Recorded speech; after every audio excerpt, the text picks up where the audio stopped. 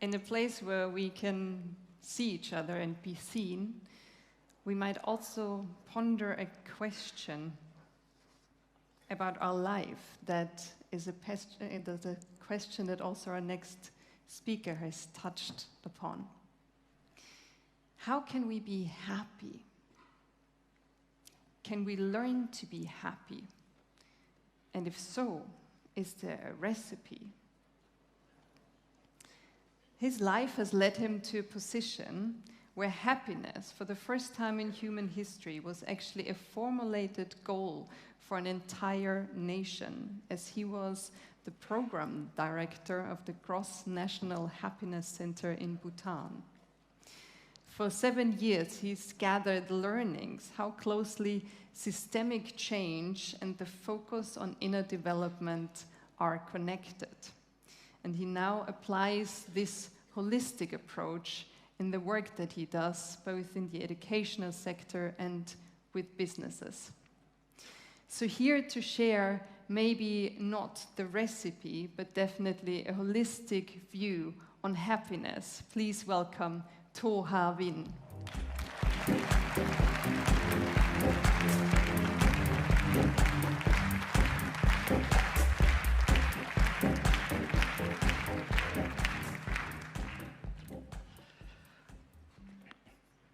Dear friends, Paul asked us if we were present, and I would like to begin to invite us to be present and just to take 3 deep breaths with me, bringing our attention back to our body, to our breathing, and to the present moment. And I will invite the bell. Just 3 or 4 slow, deep, relaxed breaths to be fully present.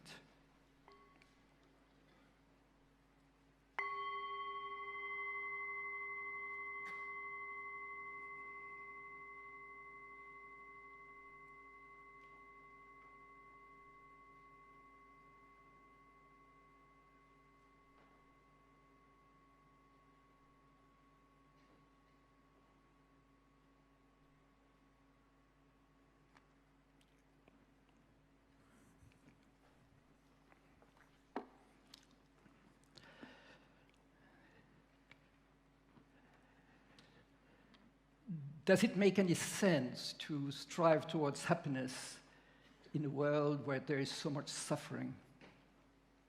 I would like to share just a part of my own journey, because my journey towards happiness and towards the IDGs started in a war zone. It was in Darfur in the first decade of the 21st century. At the time, I was working with the International Committee of the Red Cross, being in most of the war zones and conflict areas of the world. And I know that here in this room, there are several of us who are now experiencing armed conflicts and wars. And I would really like to extend my heartfelt compassion, having experienced what it means. I come from a Vietnamese background, and war has been part of our history for many decades. Working in war zones as a humanitarian worker, I had the feeling I was doing a meaningful work, and it made a lot of sense to try to set up refugee camps and help civilian populations and so on. And at the same time, I felt there was a kind of a frustration, dissatisfaction, because we were always working with the consequences, with the symptoms, but not with the root causes. And it was really in Darfur, I was in a mission there, that I had this kind of sudden insight. Nothing grand, and you might say, well, we all know that, but for me it was just a lived experience that all these conflicts and wars, they have actually 2 kinds of root causes. One are structural, systemic. There is structural violence, systemic violence in our economic system, in our political systems. And the people are somehow conditioned and victims of this structural, systemic violence. But then, on the other hand, there is violence inside our minds and our heart. And usually, this is triggered by fear. Fear is one of the great causes of violence. Fear and greed, and fundamentally ignorance, because we don't acknowledge the fundamental interdependence, interbeing of all people and all life forms, as if destroying others could make us safe. So I became very aware of these two dimensions. On one hand, this structural, systemic violence is not God-given, is not a natural law. All these systems are the outcome of the way we human beings think and feel and act and relate with ourselves, with others, and with the world. On the other hand, when the systems are in place, we are conditioned by them. And so it can reinforce these fundamental problems. So I became aware that if we wanted to go upstream and try to change the root causes of armed conflict, violence, and all the other challenges that we are facing, including melting Arctic and climate change, we had to work at these two levels: structural, systemic level, and inner dimensions, and see how these two articulate. And that's when I heard for the first time about gross national happiness, the development paradigm developed by the Kingdom of Bhutan, that in 2011 proposed a resolution at the United Nations called Happiness and Wellbeing as a New Development Paradigm. And the resolution was passed by consensus, and the then Secretary General of the UN, Ban Ki-moon, asked the royal government of Bhutan to set up a so-called high-level meeting in New York in 2012 to try to reflect how to implement these ideas, happiness and well-being, as a new development paradigm.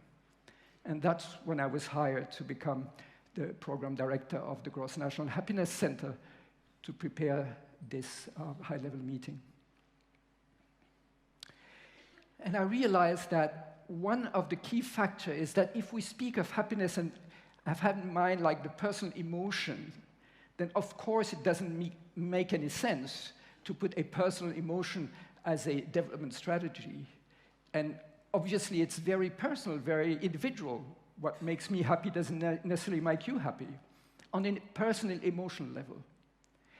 But from the perspective of gross natural happiness, the idea is actually quite simple. It's the idea to say that we are mistaken the goal and the means.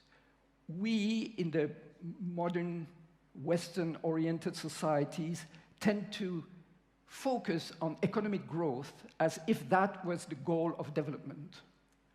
While economic growth is obviously important, but it's not a goal, it's just a mean. The goal should be to enhance the quality of life, the happiness of all the people, and the well-being of all life forms. And so it would be reversing it and saying, no, economic growth is not a goal. Happiness and well-being is a goal.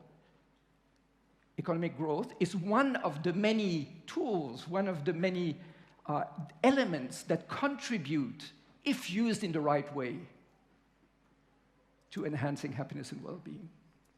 And so the first thing we did was creating an index with 9 dimensions so that we could measure the development of a country or of an organization, a school, even our own personal development, to monitor whether the development was actually going in the direction of enhancing the happiness and well-being of all. And in order to do that, we had to clarify, what do we mean by happiness and well-being? Beyond personal subjective feelings. Not feeling happy, but being happy. And we came up with a threefold framework. The first condition is knowing how to live in harmony with and care for ourselves, our true being, so that our life becomes a manifestation of our highest aspiration and deepest values, learning to live in harmony with and caring for ourselves, learning how to live in harmony with and caring for others and society. And we know that the quality of human relationships, friendship and love, relationship based on trust, on faithfulness, on confidence, on respect, play a central role in our well-being. And this can be learned, this can be taught. Social skills, emotional skills, happiness skills can be learned, can be taught. And lastly, and maybe most importantly, learning to live in harmony with and to care for our beautiful and fragile planet and for the environment. So these three reconnection with ourselves, with others, and with the planet are the foundation of what we call happiness from the perspective of gross national happiness. And again, this can be learned, this can be taught, these are skills, just like the SDG skills.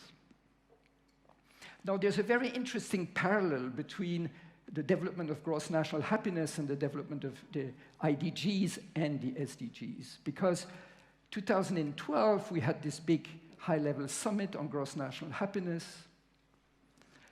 In 2013, we delivered the report that was a summary of everything we had learned, and that was the moment, and that report contributed to the development of the 17 SDGs.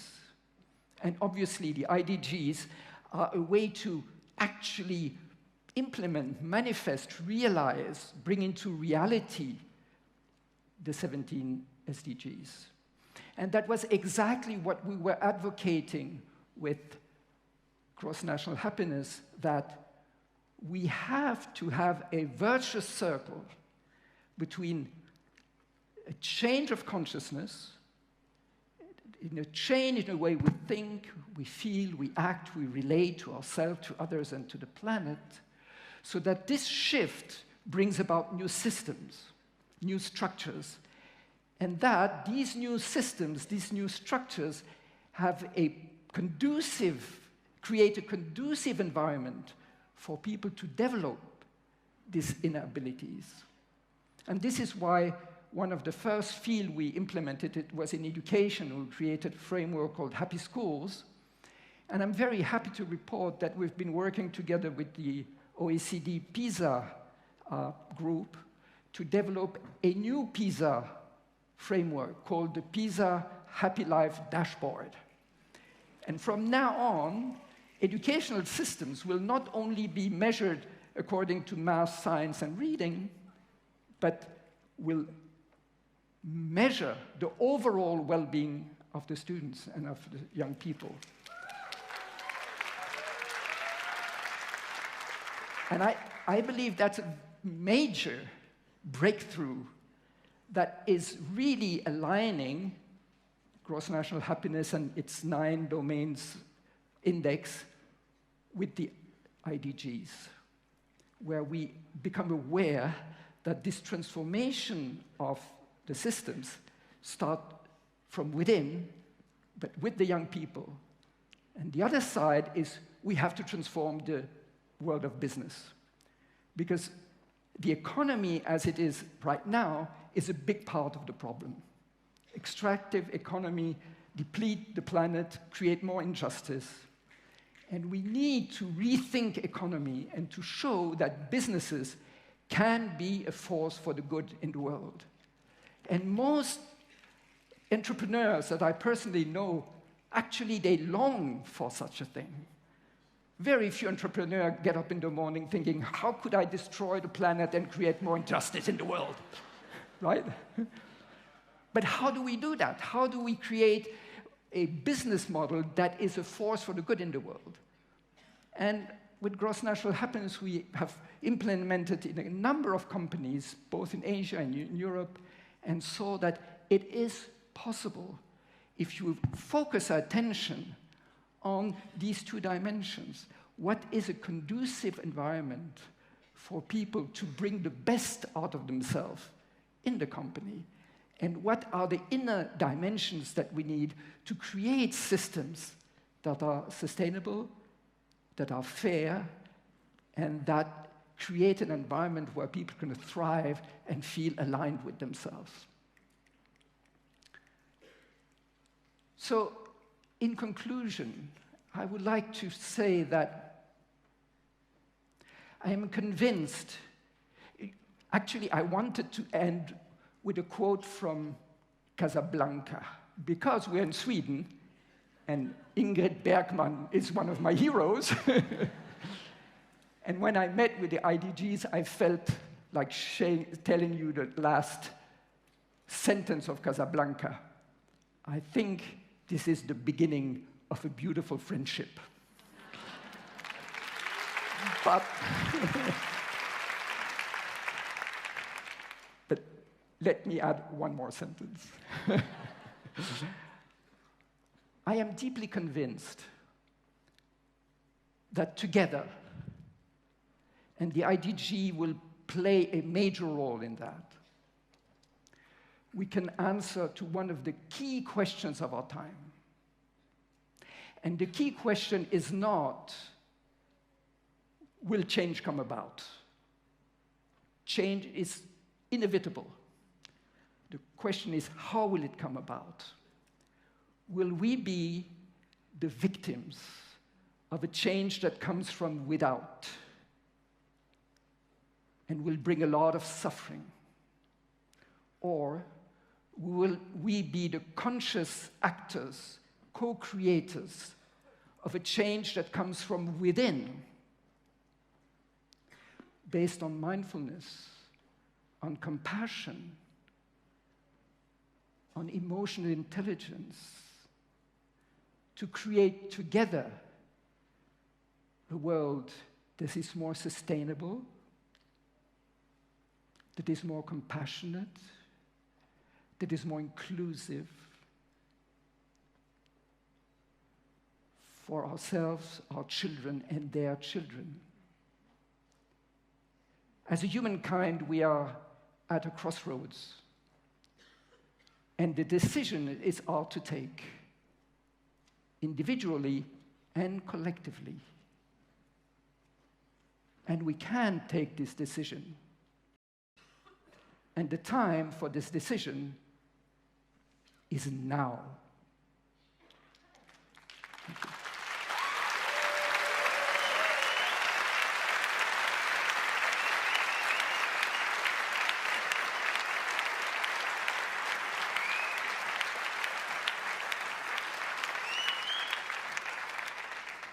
Thank you so much. As I appreciate the later ending, I still think it's the beginning of a beautiful friendship. I have to say thank you so much for bringing the structural and the inner together so well. One personal question, though, that I just have to ask now. Are you happy? Frankly speaking, I'm very happy. And I'll tell you what. Why? A, I've been married for 53 years. Ooh.